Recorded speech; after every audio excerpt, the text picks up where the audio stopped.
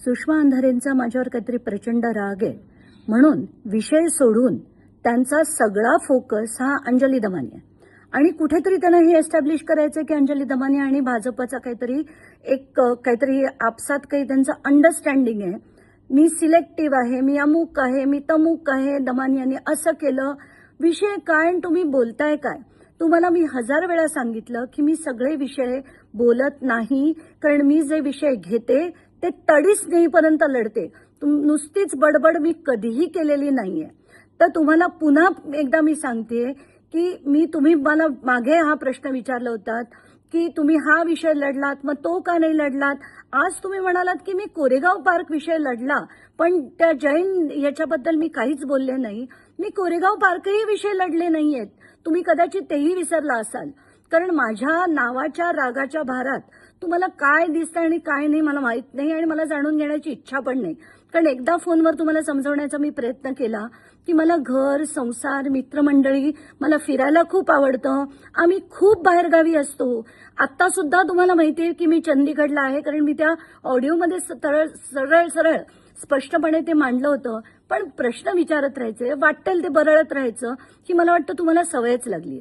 आत्ताच्या घटकेला तुम्ही जे प्रश्न विचारलेत त्याची मी थेट उत्तरं देते. एक, तुम्ही म्हणालात की ती व्यक्ती कोण होती तुम्हाला माहित नव्हती, अनोळखी व्यक्ती होती असं तुम्ही एका व्हिडिओमध्ये म्हणाला. दुसऱ्या व्हिडिओमध्ये म्हणतात ते ऍपद्वारे केले.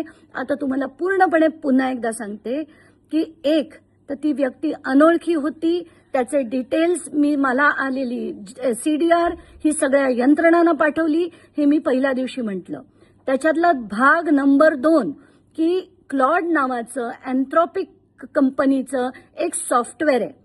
आता हजारो नंबरमधनं एकनाथ शिंदे, मिलिंद नार्वेकर, शेलार, चंद्रकांत पाटील यांचे नंबर शोधणं खूप कठीण आहे, कारण ती हजारो नंबर्स आहेत. तर ते सॉफ्टवेअर घेऊन मी या क्लॉडवर टाकलं, तो CDR टाकला आणि जर मी त्याच्यात एकनाथ शिंदेचा नंबर टाकला तर त्या शिंदेच्या नंबरवरनं किती इनकमिंग आले, किती आउटगोईंग आले हे देखील कळतं.